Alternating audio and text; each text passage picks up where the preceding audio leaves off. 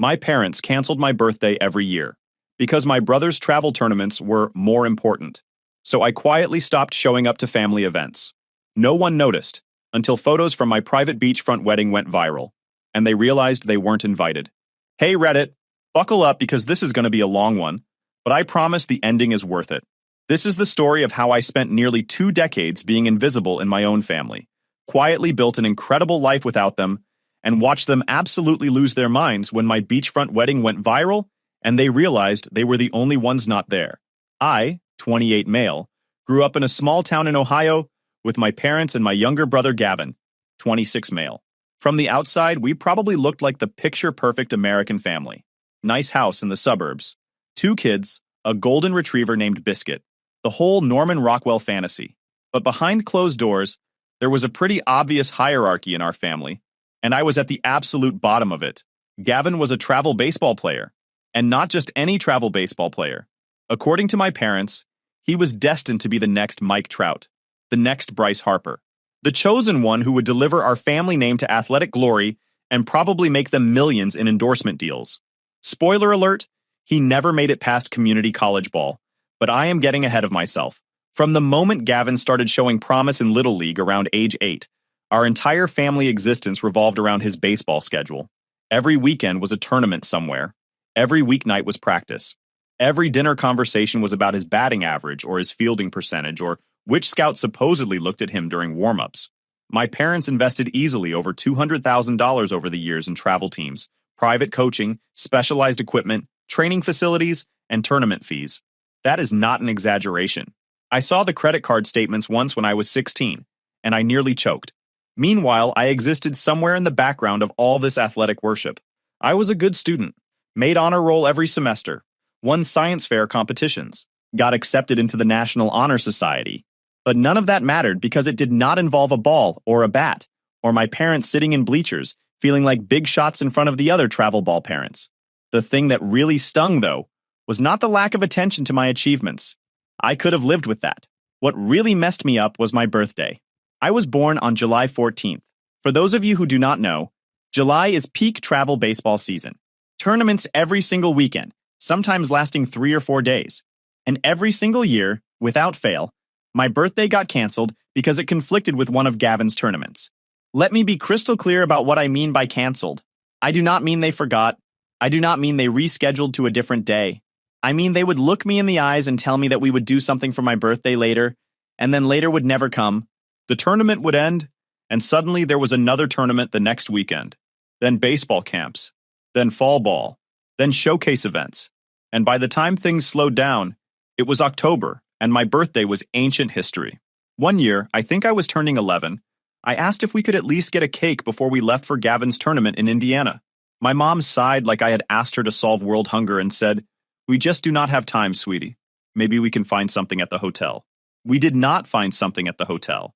We found a vending machine Snickers bar that my dad tossed me and said, "Happy birthday, champ." I ate it in the backseat of our minivan while watching my brother warm up for his first game. Another year, I was turning 14, and I made the mistake of asking if maybe I could stay home with my grandma instead of going to the tournament. I did not want to cause problems. I just wanted to spend my birthday doing something other than sitting in 95-degree heat watching baseball for 12 hours. My dad looked at me like I had suggested burning the American flag. "This is a family," he said. "We support each other. Your brother needs us there." What about what I needed? That question never occurred to anyone. The worst one was when I turned 16. In most families, 16 is a big deal. Sweet 16 and all that. Driver's license territory. Coming of age stuff. I made the cardinal sin of actually believing my parents when they said we would definitely do something special for my 16th birthday. I was so naive. I actually invited a few friends over for what I thought was going to be a small party at our house. My parents forgot to mention they had signed Gavin up for a last-minute elite showcase tournament in Georgia that same weekend. The same weekend as my 16th birthday party that they had agreed to. I found out 2 days before when my mom casually mentioned we needed to pack for Georgia. I had to call all my friends and cancel. I had to explain that actually, my family was leaving town, and I could not have a party anymore. Do you know how humiliating that is at 16? Some of those friends never really looked at me the same way again. I became the kid whose family clearly did not care enough to let him have a birthday party. My parents promised they would make it up to me. They would throw me an even bigger party when we got back. They would get me an even better cake. They would make it the best birthday ever. They promised all these things while loading the car with Gavin's baseball bags and coolers full of Gatorade. We got back from Georgia. Gavin's team won the tournament. There was a celebration dinner at his favorite restaurant. My birthday was never mentioned again. I want to be really clear about something. This was not just about the birthdays. That was the most obvious symptom. But the disease ran way deeper.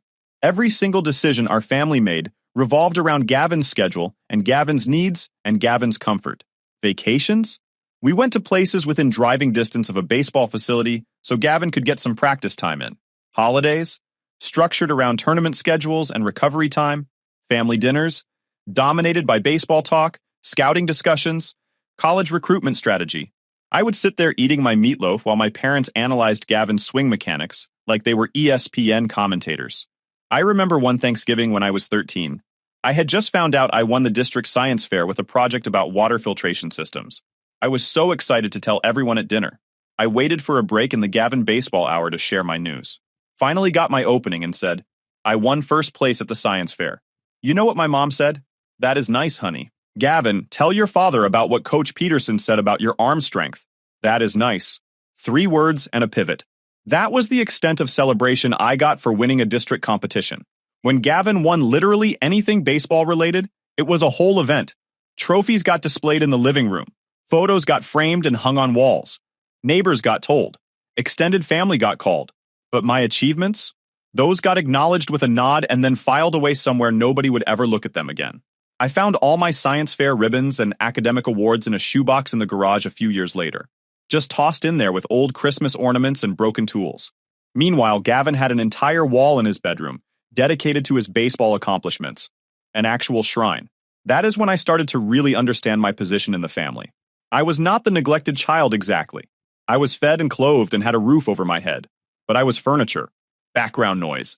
The other kid they had to acknowledge occasionally, but never had to actually see. Something shifted in me after that 16th birthday disaster. I stopped expecting things to change. I stopped hoping my parents would suddenly see me. I stopped trying to compete with a brother who had a permanent spotlight I could never touch. Instead, I got strategic. I realized that if I wanted a good life, I was going to have to build it myself, without any help from the family that treated me like an afterthought. So I put my head down and I worked. I maintained my 4.0 GPA. I joined every extracurricular that would look good on a college application. I applied for every scholarship I could find. I became obsessed with creating an escape route. Senior year of high school, I applied to 14 different colleges. I got into 11 of them, including several with significant scholarship offers. I chose a state school about 4 hours away from home that offered me a full academic ride plus a small stipend for living expenses. My parents barely noticed. They were too busy touring colleges with Gavin, who was being recruited for baseball by some Division II schools. I left for college in August. My parents drove me there, unloaded my stuff in about 45 minutes, and left to get back home in time for Gavin's showcase game that night. No tearful goodbye, no walking around campus together, no parent orientation, just a quick hug and a "call us if you need anything" that we all knew was just a formality. College was the first time in my life I felt like I could breathe. Nobody there knew I was the forgotten son. Nobody compared me to my brother. I was just Ethan, a blank slate, a fresh start. I majored in accounting and minored in finance. I know that sounds boring, but I loved the precision of numbers. I loved that there were right answers and wrong answers. I loved that success in accounting was based on skill and work ethic, not on whether your parents showed up to cheer for you. I graduated summa cum laude in 4 years, while Gavin bounced around community college, struggling to maintain eligibility for the baseball team that was definitely not a pipeline to the majors, like my parents had convinced themselves. His fastball topped out at 84 miles per hour, which is decent for a casual player, but nowhere near professional level. The dreams of MLB stardom quietly faded, though my parents never quite accepted it. After graduation, I got a job at an accounting firm in North Carolina. I chose North Carolina specifically because it was far enough from Ohio that surprise family visits were unlikely, but close enough that I could not be accused of completely abandoning everyone. Not that anyone would have noticed if I moved to Antarctica. Over the next few years, I started something I call the slow fade. I did not make any big dramatic announcement about cutting off my family. I did not have a blowout fight or send a scathing letter. I just quietly stopped showing up to things. Family dinners? Sorry, work is crazy right now. Thanksgiving? Already made plans with friends. Christmas? I will try to make it, but no promises. Gavin's birthday parties that somehow still got priority treatment, even though he was a grown adult? Unfortunately, I have a deadline that week. I would send a generic gift card and a text message. I would make the occasional 5-minute phone call. I maintained the bare minimum required to avoid an obvious confrontation, but I stopped investing any emotional energy in people who had never invested any in me. And here is the crazy part. Nobody noticed. Nobody called me out for missing 3 Thanksgivings in a row. Nobody questioned why I had not been home for Christmas in 2 years. Nobody seemed to find it odd that they had not seen my face in person since I graduated college. My parents were still so wrapped up in Gavin's life that my absence barely registered. Gavin had moved back home after his baseball career fizzled out. He worked part-time at a sporting goods store and spent most of his energy chasing some vague idea of becoming a personal trainer, or maybe a coach. My parents still funded most of his existence, still went to his recreational league softball games like they were the World Series, still treated him like the golden child, even though his gold had seriously tarnished. I was not bitter about this, honestly. I had made peace with my position in the family hierarchy a long time ago. I was just done participating in a show where I was not even an extra. I was done being the audience member who paid for tickets but never got to sit down. Meanwhile, my life in North Carolina was actually pretty great. I worked my way up at the accounting firm from entry level to senior associate to manager. I bought a small condo. I made real friends who actually remembered my birthday. I started dating a woman named Olivia, who I met at a friend's cookout. She was a pediatric nurse with the most infectious laugh I had ever heard, and a zero-tolerance policy for family nonsense that made me feel seen in a way I had never experienced. I told Olivia everything about my childhood, the canceled birthdays, the invisible achievements, the constant second-place finish to a brother who did not even know he was competing with me. She listened to all of it without judgment, then looked me in the eyes and said, "Their loss. Seriously, they missed out on knowing someone incredible." Nobody had ever called me incredible before. Olivia came from a close-knit family that actually functioned like a family. Her parents had been married for 35 years and still held hands at the grocery store. They had Sunday dinners together, not because they had to, but because they genuinely wanted to spend time with each other. The first time I went to one of those dinners, I felt like an anthropologist studying an alien civilization. This is what normal looks like? Her mom asked me questions about my job and actually listened to the answers. Her dad talked to me about regular stuff like sports and movies. They included me in conversations instead of talking around me. I kept waiting for the catch, for the moment when they would pivot away from me to focus on someone more important. That moment never came. After a few months of dating Olivia, I realized I had not talked to my parents in almost 5 weeks. Not because I was avoiding them specifically, I just genuinely forgot they existed because my life was full of people who actually wanted me in it. When I mentioned this to Olivia, she raised her eyebrows and said, "That is kind of telling, do not you think?" Yeah, it really was. Olivia and I dated for 3 years before I proposed. I knew she was the one about 6 months in, but I wanted to do things right. I saved up for a ring she would love. I planned a proposal that was meaningful to us specifically. No flash mob, no social media stunt. Just the two of us on a hiking trail we loved, with a sunset view and a question I already knew the answer to. She said yes before I even finished asking. When we started planning the wedding, Olivia asked me a question I had been dreading. "So how involved do you want your family to be?" I thought about it for a long time. Part of me wanted to be the bigger person. Part of me thought maybe this could be a fresh start, a chance for my parents to finally show up for me during a moment that actually mattered. But then I remembered every broken promise, every canceled birthday, every time I sat invisible in the back seat while they cheered for someone else. "I do not want them there," I said. And I meant it. Olivia did not push back. She did not try to convince me to make peace or extend an olive branch. She just nodded and said, "Then they will not be there. This is our day." I cannot tell you how much that meant to me. She did not try to fix my family or play mediator or suggest that I was being too harsh. She trusted my experience and my judgment. She chose me. We decided to do a destination wedding in Costa Rica. Olivia had always wanted a beach wedding, and I had always wanted to do something completely different from the boring Ohio church weddings I had grown up seeing. Costa Rica was perfect, far enough away that it felt like an adventure, but easy enough to get to that our actual friends and chosen family could attend. We kept the guest list small, about 40 people total. Olivia's parents, her sister and brother-in-law, a handful of aunts and uncles and cousins who had welcomed me into their family with open arms. On my side, I invited my college roommate who had become my best friend, a few work colleagues who had become genuine friends, and my cousin Jamie, who was the only blood relative who had ever treated me like I mattered. No parents, no brother, no extended family from Ohio who had spent decades pretending I did not exist. The wedding itself was everything I never knew I needed. We got married on a private beach at sunset. The venue was this small boutique resort that specialized in intimate weddings. Palm trees everywhere, white sand, water so blue it looked photoshopped. Olivia walked down an aisle made of seashells and tropical flowers. The officiant was a local woman with the warmest voice who conducted the ceremony in both English and Spanish. I cried when I saw Olivia in her dress. I cried when I said my vows. I cried when she said hers. I am not ashamed of any of it. During the ceremony, I had this weird moment where I looked out at the small crowd of people who had traveled to Costa Rica to watch me get married. Every single person there had chosen to be there. Every single person there actually cared about me. There was no obligation or family duty or keeping up appearances. Just love. Pure and simple. Pure. My best friend Jake stood next to me as my best man. This guy had driven 4 hours to help me move into my first apartment after college because my parents could not be bothered.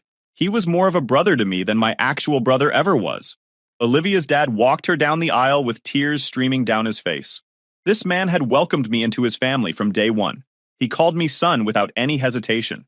The reception was at a beachfront restaurant with fairy lights strung between palm trees and a live band playing acoustic covers of our favorite songs. There were maybe 40 of us total, but it felt like the whole world was celebrating with us. Olivia's dad gave a toast that made everyone laugh and cry at the same time. My best friend gave a speech about how I was the most loyal person he had ever known. Olivia's mom told me she was proud to officially call me her son. That one hit different. Proud. Son. 2 words I had wanted to hear my whole life from people who never said them. We danced until midnight. We ate cake on the beach. We watched the stars come out over the ocean and felt like the luckiest people alive. And here is the thing. Not for one single second did I think about my parents or my brother. Not during the ceremony. Not during the reception. Not during any of it. They were so far from my mind that they might as well have been fictional characters from a book I read a long time ago. One of Olivia's cousins was a semi-professional photographer, and she spent the whole weekend capturing candid shots of everything. The ceremony, the reception, the morning after brunch, random moments of us laughing with friends and walking on the beach and just being ridiculously happy. Those photos would later become very important. About 3 weeks after we got back from Costa Rica, Olivia posted some of the wedding photos on her social media. Nothing crazy, just a few shots of the ceremony and the beach and us looking disgustingly in love. She tagged the location and wrote something like, "Married the love of my life in paradise." Her cousin, the photographer, also posted a few shots on her professional photography page. Beautiful golden hour pictures of Olivia in her dress and me looking at her like she hung the moon. We did not think much of it. It was just wedding photos. Everyone posts wedding photos. But then something weird happened. The photos started getting shared. A lot. It started with one of those wedding inspiration accounts reposting the photographer's shots with credit. Then another bigger account shared it. Then another. Then somehow it ended up on one of those viral feel-good story pages with a caption about a dreamy Costa Rica beach wedding. And it just exploded. Within a week, those photos had been seen by literally millions of people. The photographer's page gained like 50,000 followers. Wedding blogs were reaching out asking for details about vendors and locations. It was insane. I thought it was just a weird internet moment that would fade quickly. Weddings go viral sometimes. We would get our 15 minutes, and then everything would go back to normal. Then my phone started blowing up. The first call came from my cousin Jamie, the only family member I had actually invited to the wedding. "Dude," she said, "have you checked Facebook today?" I had not. I barely use Facebook anymore.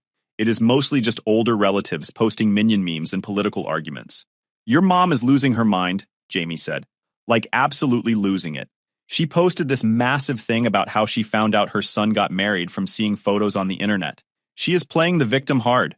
People are eating it up too. Lots of sad reacts and comments about how children these days have no respect. I felt my stomach drop a little, but also I felt strangely calm. I had known this moment would come eventually. I just did not expect it to come via viral wedding photos. I pulled up my mom's Facebook page. Sure enough, there was a novel-length post about how devastated she was to learn that her eldest son got married without telling his family. How she had found out because one of her coworkers shared a picture and said, "Wait, is not that your son?" How she had been crying for days. How she did not understand what she had done to deserve this. The comments were wild. Dozens of people validating her grief. "I am so sorry. Children can be so cruel. He will regret this when you are gone." How ungrateful. My dad had commented too. Just one line.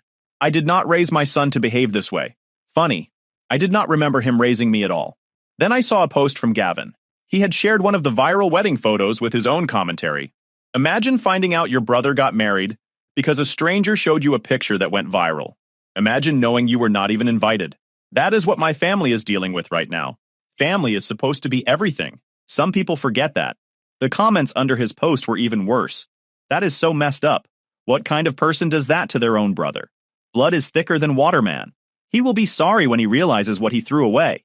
I scrolled through all of it with a weird detachment, like I was reading about characters in a story instead of my actual life. These people did not know me. They did not know my childhood. They only knew the carefully crafted victim narrative my family was spinning. My phone started ringing. Mom. Dad. Mom again. Unknown number that was probably a relative who got my contact info. I let them all go to voicemail. Then my mom sent a text. "Ethan, please call me. I am your mother. I deserve an explanation." Deserve. That word hit me like a truck. After all those years of canceled birthdays and broken promises and invisible achievements, she had the nerve to say she deserved something from me. I typed back one message. "You have had 28 years to show up for me. You chose not to. I am choosing the same." Then I blocked her number. Over the next few days, the drama continued to unfold online. My family kept posting, kept playing the victims, kept collecting sympathy from people who only knew their side of the story. And then something unexpected happened. My cousin Jamie went scorched earth. She posted her own lengthy response to my mom's viral pity party. She talked about being at my wedding and how beautiful it was. She talked about meeting Olivia's family and how warm and welcoming they were. And then she dropped the receipts. She posted screenshots of text conversations I had given her permission to share. Texts from my mom over the years, canceling birthday plans because of Gavin's tournaments. Texts from me asking if we could maybe celebrate my birthday a different week, only to be ignored. A text from my dad that literally said, "Gavin's showcase is more important than cake. You will understand when you are older." She wrote about being at one of my birthday dinners when I was 12 and watching my parents spend the entire time on the phone coordinating logistics for Gavin's upcoming tournament. She wrote about my 16th birthday party getting canceled and me having to call his friends in shame. She wrote one line that went viral itself. "You do not get to spend 18 years treating someone like they are invisible and then act shocked when they stop trying to be seen." The comments started shifting. People started asking questions. Wait, why did you cancel his birthdays? Why does one kid get a $200,000 investment in travel sports while the other gets a Snickers bar? Why is it that Ethan moved across the country and nobody noticed he was gone for years? Jamie also posted the text thread from my 16th birthday, the one where my mom casually informed me we were going to Georgia 2 days before my planned party, the one where I asked if maybe we could postpone Georgia by one day, the one where my dad responded, "The tournament bracket does not revolve around your social calendar. You will survive." That text in particular made people furious. You will survive. About a 16th birthday party getting canceled for a kid who had never been prioritized once in his life. The callousness was so stark when you saw it spelled out in black and white. Someone in the comments did the math on travel baseball costs. They estimated that my parents spent somewhere between $15,000 and $25,000 per year on Gavin's baseball career over a period of roughly 10 years. Meanwhile, I had paid my own way through college on scholarships and part-time jobs because they told me they could not afford to help me, while simultaneously dropping enough money on one kid's sports career to buy a decent house. My mom tried to do damage control. She posted a follow-up saying that Jamie was exaggerating, that they always did something special for my birthdays, that I was being dramatic and ungrateful. But the screenshots spoke for themselves. The receipts were right there in black and white. A few of her friends tried to defend her. They said things like, "Every family has favorites, that does not make it abuse," and "Maybe Ethan should have spoken up if he was so unhappy." Those comments got ratioed into oblivion by strangers pointing out that I had spoken up repeatedly and nobody listened. Then more people started coming forward. A former neighbor who remembered me sitting alone in the backyard during my own supposed birthday parties. A high school friend who remembered the party cancellation. A teacher who remembered writing my college recommendation letter because she knew my parents were not going to prioritize it. My high school friend posted her own recollection of the 16th birthday disaster. She wrote about getting the call from me canceling the party and hearing how defeated I sounded.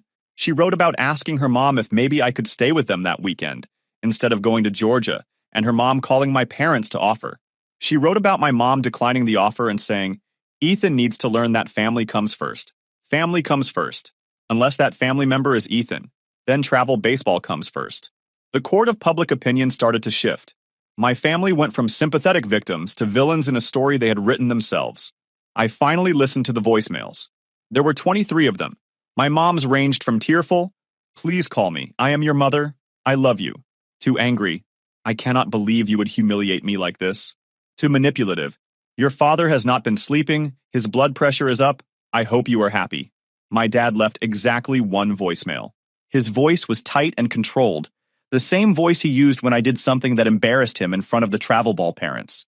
"I do not know what we did to deserve this, Ethan, but you have really hurt your mother. This family has given you everything. I thought we raised you better than this. Call me back. Everything. They had given me everything, except attention, except presence, except the basic acknowledgement that I existed outside of being Gavin's older brother." Gavin left a few voicemails too. His were mostly just anger. "Dude, what is your problem? Mom has been crying for like a week straight. You made me look like garbage in front of everyone. We are supposed to be family. You cannot just cut us out because of some childhood stuff. Grow up." Childhood stuff. 18 years of being invisible was just childhood stuff. I did not call any of them back. About a month after the wedding went viral, I got a letter in the mail, hand-addressed in my mom's handwriting, sent to my work address, which meant she had to do some research to find it since I had never given it to them. I thought about throwing it away unopened, but curiosity got the better of me.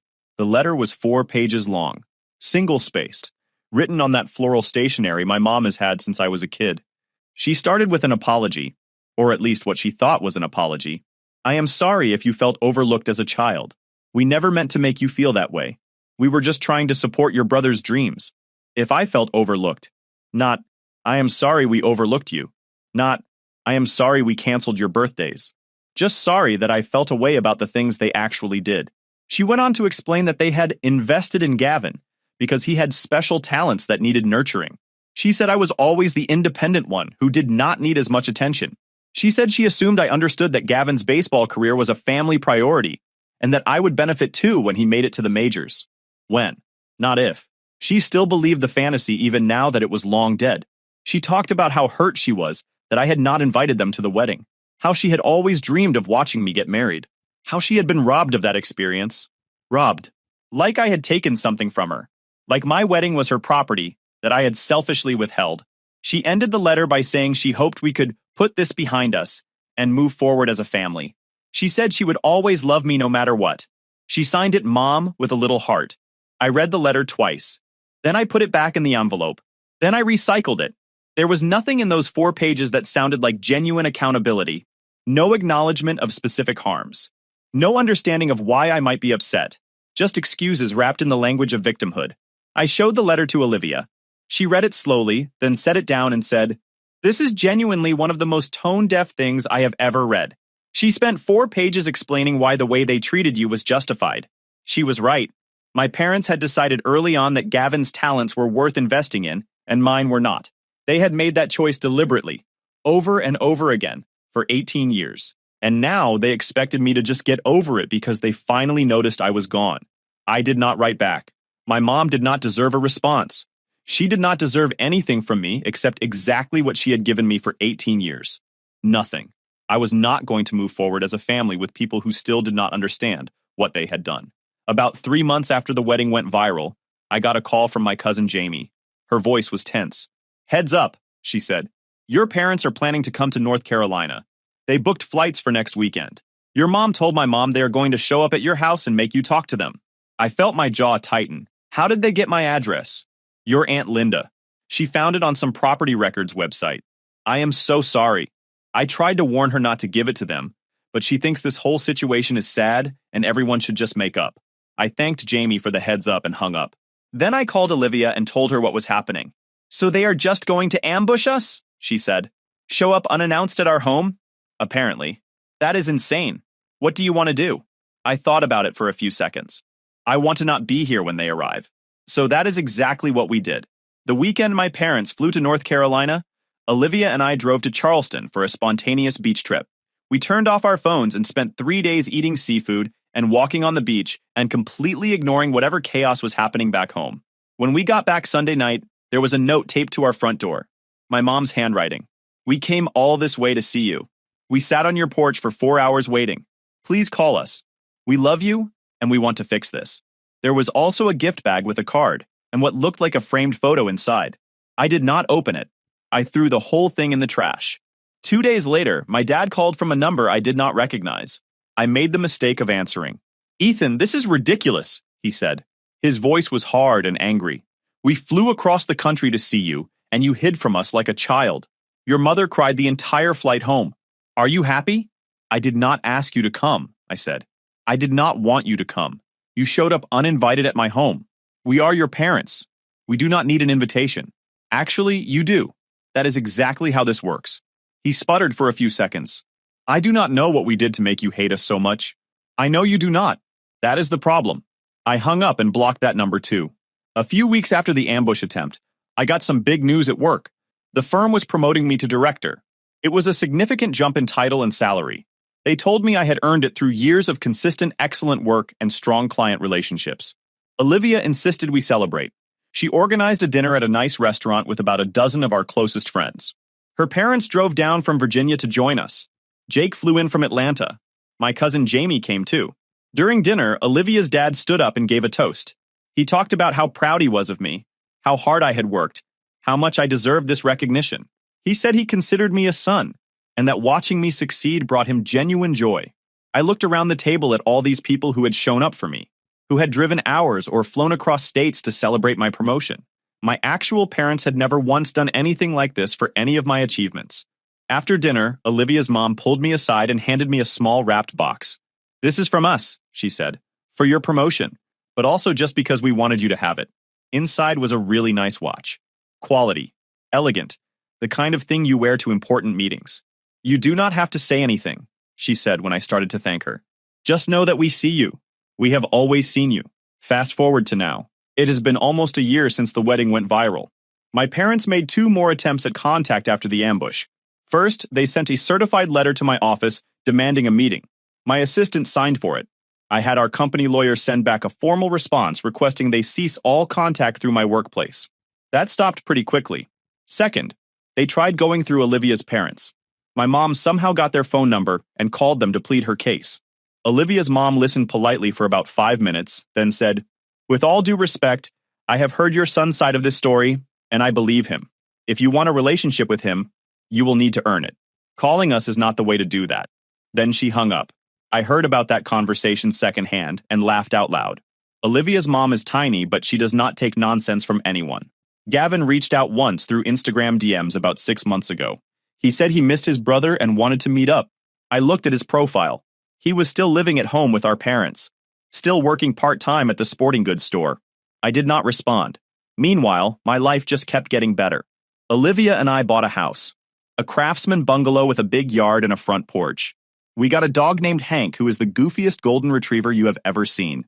We started talking about maybe having kids in the next couple years. If you enjoyed this video, please hit that subscribe button. It really helps the channel and help us bring you more and better stories. Thanks.